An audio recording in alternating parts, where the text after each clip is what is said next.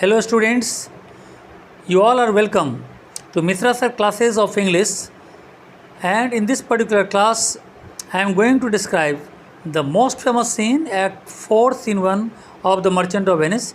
Actually this is the third video on this scene and we are going to start today from line number 141.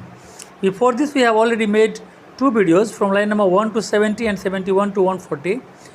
The students are requested if he or she wants to go through this particular video.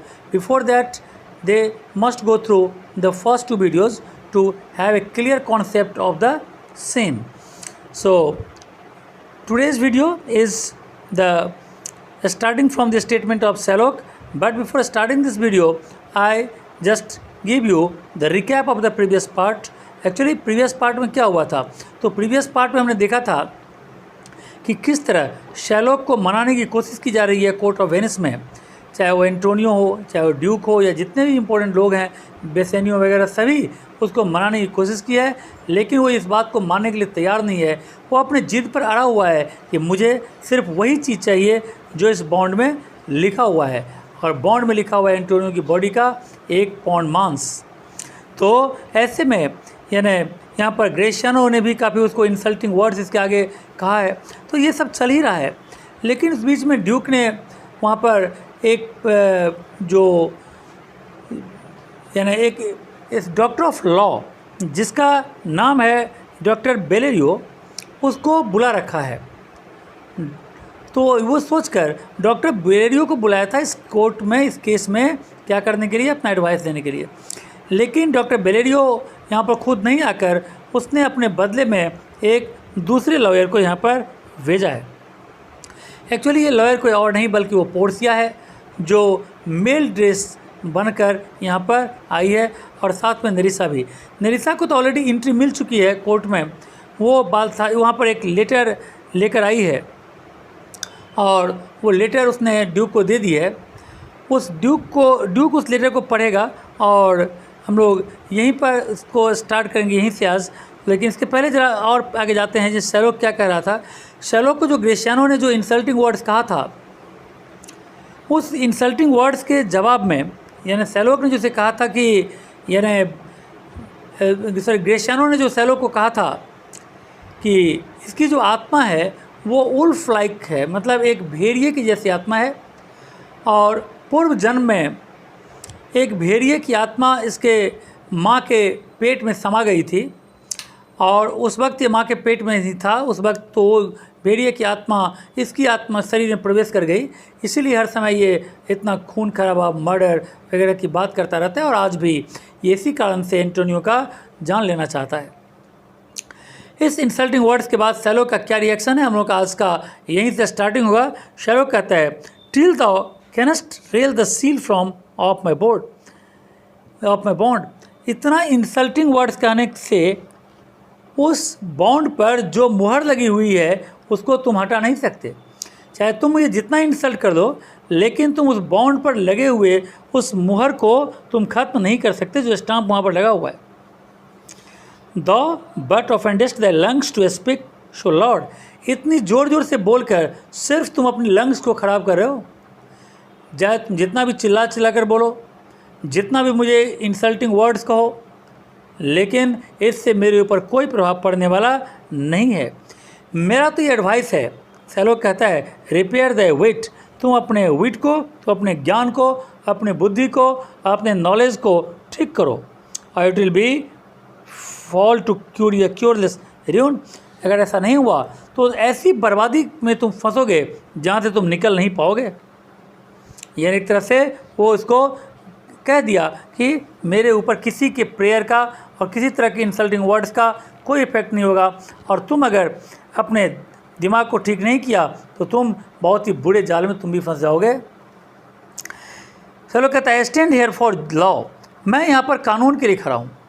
मैं जो यहाँ खड़ा हूँ वो कानून के लिए, मतलब मुझे न्याय चाहिए, और मैं इस कोर्ट में न्याय के लिए आया हूँ। तब तक ड्यूक उस लेटर को पढ़ लेता है, और उसमें पढ़कर बताता है, यहाँ पर ड्यूक क्या कहता है, this letter from Bellario doth commend a young and learned doctor to our court. Where is he? Duke कहता है इस लेटर को जब मैंने पढ़ा है तो मुझे ये समझ में आ रहा है, इस लेटर में लिखा हुआ है कि डॉक्टर बेलेरियो ने एक यंग और एक लर्नेड डॉक्टर को अपनी जगह पर भेजा है। वो यंग और लर्नेड डॉक्टर कहाँ है? इसी कोर्ट में है क्या? ये जानना चाहता है ड्यूक। तो नेरिसा जो मैसेंजर बनकर यहाँ पर आई है वो भी लड़का बनी हुई है। तो वो कहती है यहाँ पर ही अटेंड्स हियर हार्ड बाय, वो आपके नज़दीक में ही यहीं पर बगल में खड़ी है, यानी वो गेट पर ही खड़ी है। ही अटेंड्स का मतलब यहाँ पर क्या है? प्रेजेंट, मतलब वो प्रेजेंट है कहाँ पर? एकदम पास में, मेरे पास में। टू नो योर आंसर, और वो आपका परमिशन चाहती है। नेरिसा कहती है कि वो बिल्कुल पास में खड़ी है और अंदर घुसने के लिए आपका परमिशन चाहती है। Whether you will admit him, आप उसको अलाउ करोगे या नहीं करोगे, ऐसा आपके परमिशन के बिना अंदर कैसे ढुके। तो जैसे ही इसने अपना स्टेटमेंट रख दिया तो उसके बाद ड्यूक क्या कहता है, क्या उसको परमिट करता है या नहीं? ड्यूक कहता है with all my heart, sorry, with all my heart, पूरे दिल से। पूरे दिल से का मतलब है पूरे दिल से मैं उसका वेलकम करता हूँ। सम 3 or 4 of you go give him courteous conduct to this place, तुम लोग 3-4 जन जाओ और पूरे आदर के साथ, सम्मान के साथ उस आदमी को, उस लॉयर को यहाँ पर ले आओ, यानी पोर्सिया को यहाँ पर ले आओ। Meantime the court shall hear Bellario's letter, और इस बीच में हम यहाँ पर जब तक वो यहाँ पर पोर्सिया आती है तब तक ड्यूक यहाँ पर क्या करेगा? बेलेरियो के इस लेटर को पूरा पढ़ेगा और पढ़कर पूरे कोर्ट को सुनाएगा। तो हम लोग भी जितने ऑडियंस हैं यहाँ पर, जितने भी हम लोग यहाँ पर सभी सुनेंगे कि आखिर डॉक्टर बेलेरियो ने उस लेटर में ड्यूक को क्या लिखा था। क्लर्क को पढ़ने के लिए कहा जाता है, क्लर्क पढ़ता है और क्लर्क कहता है your grace shall understand that at the receipt of your letter I am very sick. यहाँ पर योर ग्रेस का मतलब है माय लॉर्ड। माय लॉर्ड मतलब यहाँ ड्यूक को संबोधित किया गया है, ड्यूक के नाम से ये लेटर है। तो ये कहता है your grace shall understand, sir आप इस बात को समझेंगे कि जब आपका लेटर मुझे मिला, आपका लेटर कि मुझे कोर्ट में जाना है आपको एडवाइस करने के लिए, तो एक्चुअली उस वक्त मैं बीमार था। But in the instant that your messenger came, लेकिन संजोग बस उसी वक्त जब आपका मैसेंजर यहाँ पर आया था, in loving vegetation was with me a young doctor of Rome, उसी वक्त रोम का एक यंग डॉक्टर जिसका नाम बालथाजर है वो मुझसे मिलने के लिए आया था। ये संजोग है कि जब आपका मैसेंजर मेरे पास आया उसी वक्त मेरे पास बैठा हुआ था रोम का एक यंग और लर्नेड डॉक्टर जिसका नाम बालथाजर है और वो मुझसे मिलने के लिए आया था। I acquainted him with the cause of controversy between the Jew and Antonio the merchant. तो मैंने उससे पूरा डिस्कस किया, मैंने उसको एंटोनियो और सेलो के बीच में जो झगड़े का कारण है, जो बॉन्ड है, जो बेवजह जो दोनों की दुश्मनी है, वो सब मैंने उस डॉक्टर से डिस्कस किया। We turned over many books together. हम दोनों ने मिलकर बहुत सारे कानून की किताबों को भी पढ़ा, खोला, देखा। He is furnished with my opinion. और पढ़ने के बाद, उन सब किताबों को पढ़ने के बाद मेरे मन में जो बात आई कि ये होना चाहिए, मैंने अपनी राय उस डॉक्टर ऑफ लॉ को कह दिया। Better with his own learning, और साथ में मेरे एडवाइस के साथ साथ उसका अपना लर्निंग तो है ही। The greatness whereof I cannot enough comment comes with him at my importunity to fill up your grace request in my state. तो ये जो लड़का जिसको मैं यहाँ पर डॉक्टर ऑफ लॉ कह रहा हूँ, तो इस लेटर में लिखा हुआ है कि मैं यहाँ पर इसकी और तारीफ़ नहीं कर सकता, क्योंकि जब ये आपके पास जाएगा तो आप खुद ही इसकी जो इम्पोर्टेंस है, ये तारीफ़ के लायक है या नहीं, आप खुद ही समझ जाओगे। लेकिन मेरा रिक्वेस्ट यही है कि बीमार होने की वजह से मैं तो आपके रिक्वेस्ट पर नहीं आ सकता, तो आप मेरे बदले में इसको यानी एज ए लॉयर यानी इसको अलाउ किया जाए। और क्योंकि मैंने अपना राय तो इसको बता ही दिया है, इसके साथ इसका अपना इंटेलिजेंसिया भी है, तो ये सब मिलकर मेरी जगह पर इसको आप अलाउ कर सकते हैं। I beseech you let him lack of years be no impediment to let him lack a reverend estimation, और I never knew so young a body with so old head. ये कहता है यहाँ पर कि आई बिसीच यू, बिसीच मतलब होता है रिक्वेस्ट।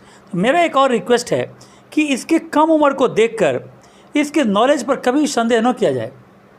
इसकी उम्र बहुत कम है, लेकिन ये सोचकर कि इसकी उम्र कम है और ये कितना नॉलेज इसको होगा, ये कभी ना सोचा जाए, क्योंकि मैंने आज तक जितने भी लोगों को देखा है इसमें इतने कम उम्र में इतना नॉलेज, यानी इतने कम उम्र में so young body with so old head, यानी इतने कम उम्र में इतना नॉलेज, इतना यानी एक्सपीरियंस मैंने आज तक किसी को नहीं देखा। I leave him to your gracious acceptance, मैं इसको यहाँ से भेज रहा हूँ आपके ग्रेशियस एक्सेप्टेंस के लिए, यानी आपके एक्सेप्टेंस के लिए कि आप उसको स्वीकार करोगे या नहीं। उस trial shall better publish his commendation, और जिस ट्रायल में जब ये अपना ओपिनियन देगा तो ये खुद ही आप इसकी तारीफ़ करोगे ये कितना अच्छा है। तो ड्यूक ने इस लेटर को यानी सुना, सब कोर्ट ने सुना, पूरे कोर्ट ने, क्लर्क जो लेटर को पढ़ रहा था। ड्यूक कहता है you here the learned doctor, आप सब ने लर्नेड डॉक्टर की बात को सुना। व्हाट ही राइट्स, यहाँ डॉक्टर बेलेरियो को यहाँ पर लर्नेड डॉक्टर कहा गया है, तो उसने क्या लिखा है आपने सब ने सुना। And here I take it as the doctor come, और मैं ये चाहता हूँ, देखना चाहता हूँ कि वो डॉक्टर जिसको उसने भेजा है, वो यंग डॉक्टर कहाँ है और कौन है।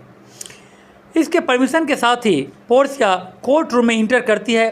पोर्सिया यहाँ पर as a lawyer doctor of law के रूप में ड्रेस्ड अप है। यहाँ डॉक्टर ऑफ लॉ का जो ड्रेस होता है वैसा ही ड्रेस ये यहाँ पर पहन रखी है, यानी पोर्सिया लड़की है लेकिन ये लड़का का ड्रेस पहन कर आई है। नेरिसा भी लड़के के ड्रेस में ही है, इससे कोई इसको पहचान नहीं पाते कि ये पोर्सिया है और नेरिसा है।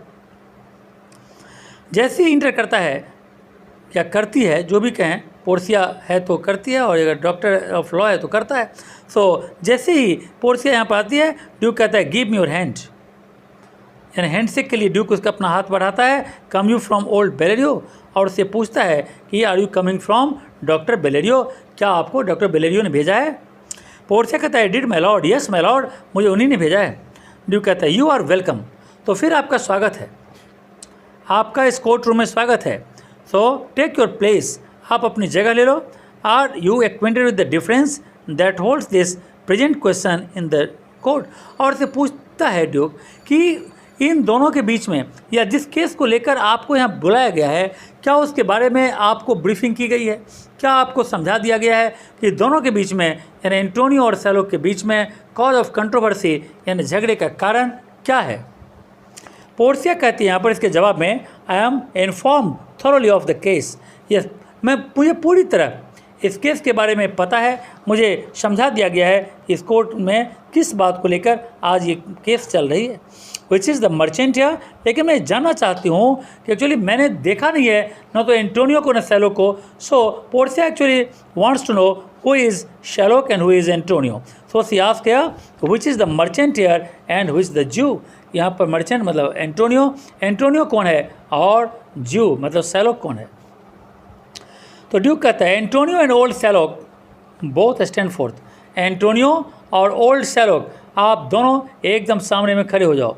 ओल्ड सैलोक कह दिया तो दो आदमी जब खड़ा हो गए, को ओल्ड कह दिया तो इसका मतलब सैलोक ज़्यादा उम्र का है और एंटोनियो कम उम्र का, तो इससे भी अब पता चल ही जाएगा पोर्सिया को कि दोनों में एंटोनियो कौन है और सैलोक कौन है।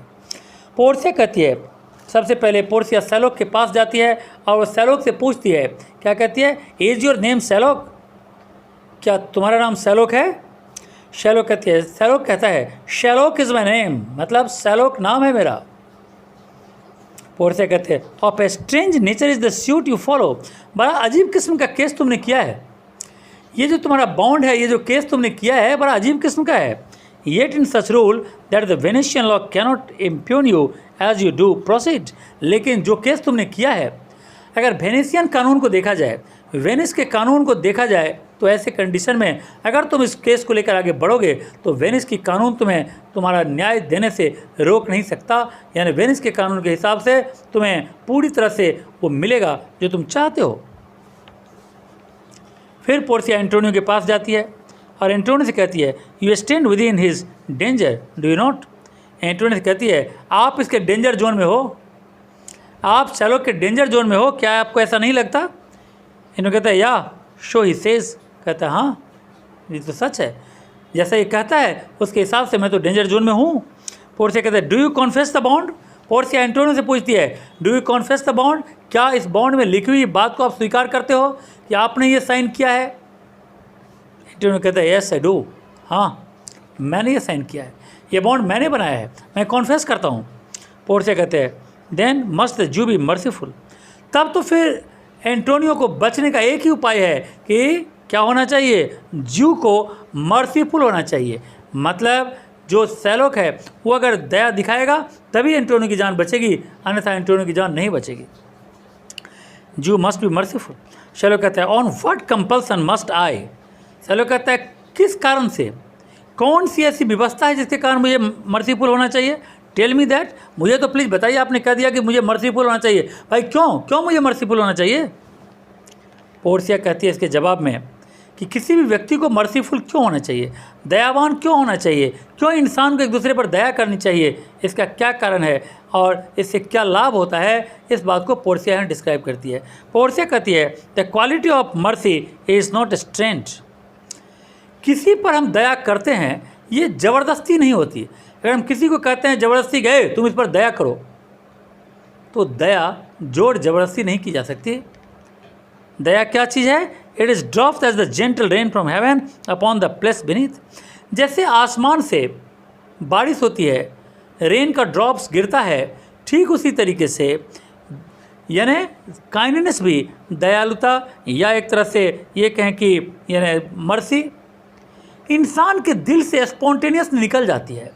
अचानक किसी पर दया आ जाती है।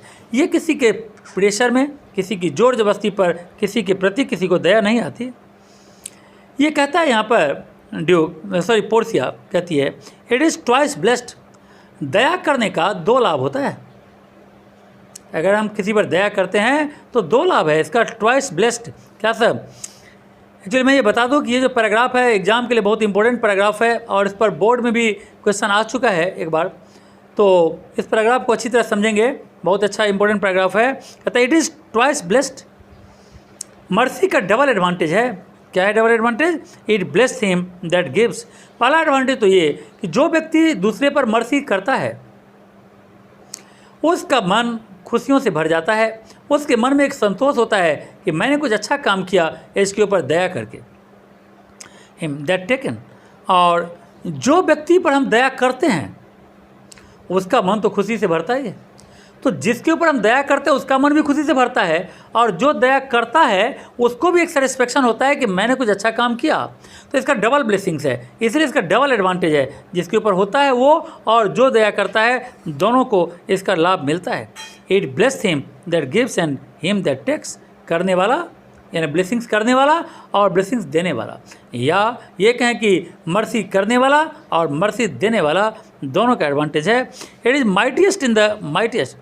दुनिया में सबसे ताकतवर से ताकतवर चीज़, दुनिया का सबसे ताकतवर से भी ताकतवर चीज़ क्या है? वो है क्षमा कर देना, यानी किसी पर दया दिखाना। ये बात पोर्शिया कर रही है। किसको कर रही है? सैलोक को, कि उस पर दया दिखाए, इसीलिए क्वालिटी ऑफ मर्सी को डिस्क्राइब कर रही है वो। It is mightiest in the mightiest. दुनिया के सबसे ताकतवर चीज़ों में से भी सबसे ताकतवर चीज़ है mercy. It becomes the throne monarch better than crown. एक राजा को लोग किस कारण से जानते हैं? एक राजा बहुत ही क्रूएल है। राजा की क्रूएल्टी, राजा का पावर राजा को महान नहीं बनाता। क्या चीज़ राजा को महान बनाता है? राजा को महान बनाता है राजा में न्याय करने का गुण, राजा में कितना दया का गुण है, कितने लोगों को माफ़ कर सकता है, कितने पर दया कर सकता है। ये क्वालिटी इंसान को महान बनाती है। अगर हम किसी के ऊपर यानी एक राजा अगर किसी को स्केप्टर लेकर यानी अपना डंडा लेकर, रूलिंग रॉड लेकर अगर किसी के ऊपर शासन कर लेता है, डरा कर धमका कर, तो वो जो है वो अपना टेम्पोरल पावर दिखाता है, वो अपना अर्थली पावर दिखाता है। लेकिन इससे भी महान चीज़ है the attribute of of and majesty, कि इंसान कितना बड़ा है। इंसान की जो यानी डरा धमका कर तो ठीक है, किसी को भी कोई आदमी यानी उसको अपने बस में कर लेगा, लेकिन यानी प्यार से और क्षमा करके दया करके बहुत कम कर सकता है। Wherein doth sit in the dread and fear of kings. तो जो राजा है अर्थली पावर से, अपने स्केप्टर से डरा धमका कर किसी इंसान के दिल में भय पैदा कर देता है। But mercy is above this sceptred से, लेकिन उस राजा की दया वाली शक्ति, उस राजा की फॉरगिवनेस की शक्ति जो है वो उसके क्राउन से भी महान है, उसके स्केप्टर से भी ज़्यादा ताकतवर है। It is enthroned in the hearts of kings, और ये क्या करता है, तो ये राजा के दिल में बैठा रहता है, इसीलिए वो राजा महान होता है। It is attribute to God himself, और ये गॉड का भी गुण है। जिस इंसान में जितनी क्षमा और दया की भावना है, वो इंसान में गॉड का उतना बड़ा अंश है।